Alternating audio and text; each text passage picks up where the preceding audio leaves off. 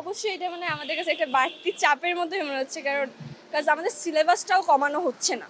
প্রথমে বলা হয়েছিল যে যদি পরীক্ষা সামনে আগানো হয় তাহলে সিলেবাসটাও কমায় দেওয়া হবে, বাট এখন যেটা বলা হচ্ছে মানে সিলেবাসটা একই থাকবে অ্যান্ড পরীক্ষাটাও আগে হবে। সো আমাদের সাথে কি মনে হচ্ছে যে অন্য ব্যাচগুলোর সাথে কি হয়েছে, ওরা সময়ও বেশি পাইছে অ্যান্ড ওদের সিলেবাসটাও কম ছিল, বাট আমাদের ক্ষেত্রে সময়টাও কম, সিলেবাসটাও বেশি।